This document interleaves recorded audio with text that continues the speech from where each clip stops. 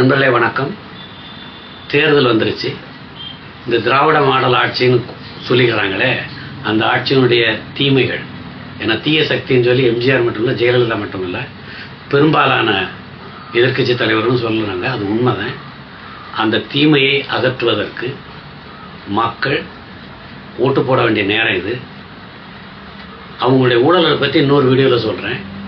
இப்போ அவங்க பெரும்பான்மை மக்களின் நம்பிக்கை உணர்வை எந்த அளவுக்கு கேவலப்படுத்துகின்றன என்பதை இந்த வீடியோவில் பாருங்க.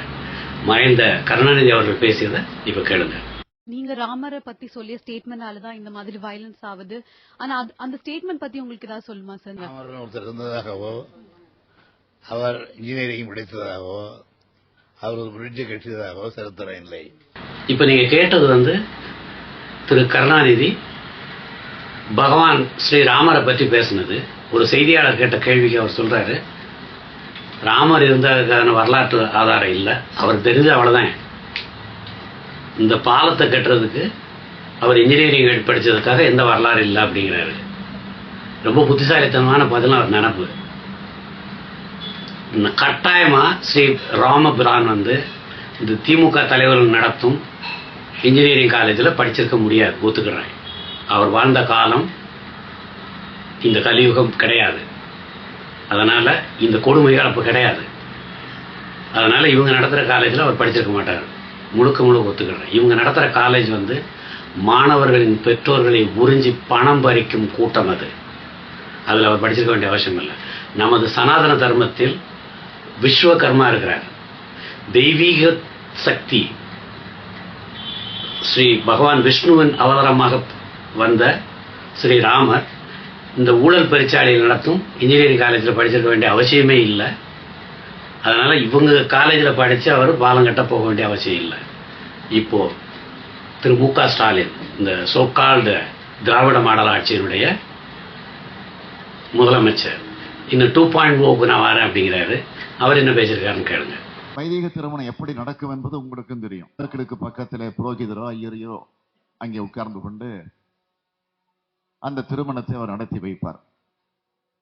அதை எப்படி நடத்தி வைப்பார் என்று சொன்னால், அந்த மணமக்களுக்கு இடையில நெருப்பை மூட்டி, அந்த நெருப்பிலிருந்து புகைமண்டலம் கிளம்பி, அந்த புகை மணமக்களுடைய கண்களை தாக்கி அவர்கள் கொஞ்சம் கண்ணீர் சிந்தி, அவங்க கண்கள் மட்டுமா வந்திருக்கக்கூடிய உங்களுடைய கண்களை விட்டு வைக்காமல் நீங்களும் கொஞ்சம் கண்களை கசக்கி கொண்டு, ஆக ஒரு சோக சூழ்நிலையில் அதற்கு பிறகு அந்த புரோகிதர் சில மந்திரங்களை எல்லாம் எடுத்து சொல்லுவார். அவர் என்ன சொல்லுகிறார்? மணமக்களுக்கும் தெரியாது, வந்திருக்கக்கூடிய உங்களுக்கும் புரியாது. ஒருவேளை தனியாக அந்த புரோகிதரை கூப்பிட்டு கேட்டால் அவரும் சொல்லுவார், எனக்கும் தெரியாது. ஆனால் அதனுடைய உள் அர்த்தத்தை கொஞ்சம் நினைச்சு பார்த்தீங்கன்னா நம்முடைய உடம்பெல்லாம் நடுங்கும். அவ்வளவு கேவலமான வகையிலே அந்த மந்திரங்கள் இருக்கும். திரு மு.க. ஸ்டாலின் அவர் பேசினது நம்மளுடைய இந்து திருமண சடங்குகளை எந்த அளவுக்கு அவதூறா பேசுறாருன்னு பாருங்க.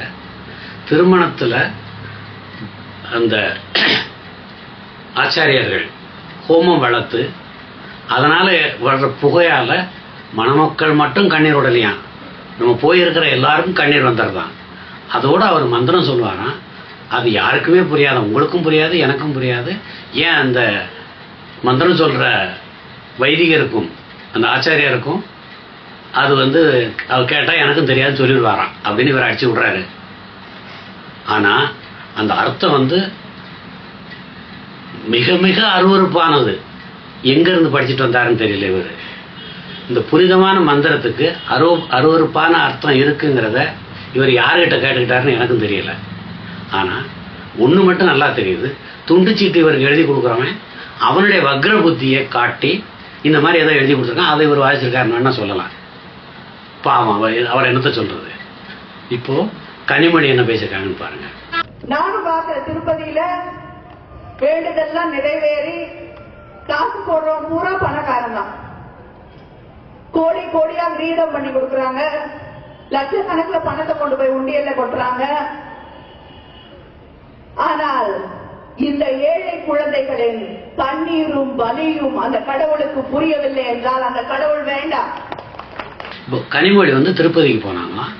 அங்க ஸ்ரீனிவாச பெருமாளை பற்றி பேசும்போது பணக்காரர்கள் மட்டும் அந்த கோயிலுக்கு அவங்க விருப்பங்கள்லாம் நிறைவேறிட்டு அதுக்கு காணிக்கை செலுத்த போகிறாங்க. ஆனால் ஏழைகள் கஷ்டப்பட்டுக்கிட்டே தான் இருக்காங்களா, அதனால அந்த கடவுள் எனக்கு தேவையில்லை. அது மட்டும் இல்லை, அதை அங்கே உண்டியலுக்கு பாதுகாப்புக்கு துப்பாக்கியோட போலீஸ் இருக்காங்க. அப்போ கடவுளால் காக்க முடியும். உங்களை மாதிரி திருடர்கள் உள்ள வந்துடக்கூடாதுன்னு மக்கள் தான் பாதுகாக்க வேண்டியிருக்கு. அதுக்கு என்ன செய்யறது? ஒன்று முக்கியமான விஷயம், ஏழைகள் துன்பப்படுறாங்கன்னு கனிமொழி சொன்னாங்களே, அது உங்கள் ஆட்சியில் கொஞ்சம் நஞ்சமாக நடக்குது. இந்த திராவிட மாடல் ஆட்சியில் தெருவுக்கு தெரு மதுக்கடைகள் அரசே விற்பனை செய்கிறத பெரிய லெவலில் கொண்டு வந்துட்டீங்க. அது மட்டும் இல்லை, மக்கள் அதனை அடிமையாகிறது மட்டும் இல்லை, நீங்கள் இந்த மது உற்பத்தி பண்ணி அரசாங்கத்துக்கு விற்கிற தொழிலதிபர்கள் ஒன்று உங்கள் கட்சியில் தலைவர்களாக இருக்கணும், இல்லைன்னா அந்த கட்சி தலைவர்களுக்கு நெருங்கிய ஆட்களாக இருக்கணும், அது அபிநாமியாக இருக்கணும். அந்த மாதிரி மிகப்பெரிய சொத்து சேர்த்துக்கிட்டு இருக்கிறீங்க இந்த மது உற்பத்தி விற்பனையால். அதை மறைச்சிட்டு ஆனால் ஆட்சிக்கு வந்தால் மது விலக்கு கொண்டு வரலாம். போன ஆட்சியில் போன தடவை சொன்னால் நீங்கள் எனக்கு கொடுக்கல, இப்போ நாங்கள் சொல்லலாம் பேசுனீங்க. இப்போ மக்கள்கிட்ட நீங்கள் அதுக்கு பதில் சொல்லணும். ஸோ உங்களுடைய லாபத்துக்காக மக்களுடைய எதிர்காலத்தை சீரழித்த அரசு தான் திராவிட மாடல் அரசு. அப்படி இருக்கையில் நீங்கள் கடவுளை பற்றி பேசுறதுக்கு, ஏழைகளுக்கு நல்லது கிடைக்கலன்னு பேசுறதுக்கு உங்களுக்கு எந்த அருகதை இருக்குன்னு எனக்கு தெரியல. இப்போ ஆண்டிமுத்து ராஜா என்ன பேசுறான்னு கேளுங்க. சனாதனம், இந்துத்துவா நாம் இனிமேலும் சொல்ல தயங்கக்கூடாது. விடுதலையாகட்டும், முரசொலியாகட்டும், தீக்கதிராகட்டும், எல்லாவற்றிலும் யார் இந்து, நான் இந்துவாக இருக்க விரும்பவில்லை, என்னை ஏன் இந்துவாக வைத்திருக்கிறாய் என்று கேட்கின்ற உரிமை நமக்கு வர வேண்டும். இப்படி ஒரு மதத்தை நான் பார்த்ததில்லை. லிங்காயத்துக்கள் உச்சநீதிமன்றத்தில் மனு செய்கிறார்கள். எங்களுடைய வழிபாட்டு முறை வேறு, எங்களுடைய ஆன்மீக கொள்கை வேறு, என்னை இந்துவாக ஆக்காதே என்று சொல்கிறான். ஆனால் உச்சநீதிமன்றம் சொல்லுகிறது, இல்லை, நீ கிறிஸ்தவனாக இல்லை என்றால், நீ இஸ்லாமியாக இல்லை என்றால், நீ பர்சியனாக இல்லை என்றால் நீ இந்துவாகத்தான் இருக்க வேண்டும் என்று உச்சநீதிமன்றம் சொல்லுகிறது. இப்படிப்பட்ட கொடுமை வேறு எந்த நாட்டிலாவது உண்டா? இந்துவாக இருக்கிற வரை சூத்திரன், சூத்திரனாக இருக்கிற வரை நீ விபச்சாரியின் மகன், இந்துவாக இருக்கிற வரை நீ பஞ்சவன், இந்துவாக இருக்கிற வரை நீ தீண்டத்தகாதவன். எத்தனை பேர் விபச்சாரி மகனாக இருக்க விரும்புகிறீர்கள், எத்தனை பேர் தீண்டத்தகவனாக இருக்க விரும்புகிறீர்கள் என்கின்ற கேள்வியை உறக்க சொன்னால்தான் அது சனாதனத்தை முறியடிக்கின்ற அடிநாதமாக அமையும் என்பதை விடுதலையும் முரசொலியும் திராவிட முன்னேற்ற கழகமும் திராவிடர் கழகம் எடுக்க வேண்டிய காலம் வந்துவிட்டது. இது ஆண்டிமுத்து ராஜா 2G ஸ்பெக்ட்ரம் ஊழல் பிரபலம். அவர் பேசின இந்த வன்மையாக கண்டிக்கக்கூடிய வார்த்தைகளை நாம் கேட்டோம். இந்துன்னு சொன்னா அவர் சூத்திரனா, அதாவது விபச்சாரியின் மகனா, விபச்சாரியின் பிள்ளைகளா? என்ன மட்டமான பேச்சு! இவர்களெல்லாம் யார் இந்த மாதிரி எழுதி கொடுக்குறாங்கன்னு எனக்கும் தெரியல, என்ன சிந்தனைன்னு எனக்கு தெரியல. இவ்வளவு அபத்தமா ஒரு மத்திய மந்திரியாக இருந்தவர் பேசுகிறார், ஒரு ஊழல் பெருச்சாளி. அவர் லோயர் கோர்ட்டில் தப்பிச்சிட்டாரு, ஹைகோர்ட்டில் கேஸ் நடந்துகிட்டு இருக்குது.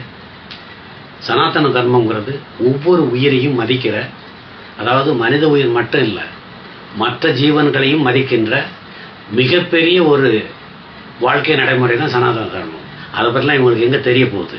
அதனுடைய மதிப்பு இவங்களுக்கு தெரியல. தெரிஞ்சாலும் அதை ஏற்க மறுக்கிற ஒரு வக்ர புத்தி படைச்ச கூட்டம் இவங்கெல்லாம். ஜாதி வேறுபாடு அல்லது விரோதங்கிறது சனாதன தர்மத்தால் உருவாக்கப்பட்டது அல்ல. நாம் எந்தவித ஜாதி வேறுபாட்டையும் ஆதரிப்பது இல்லை.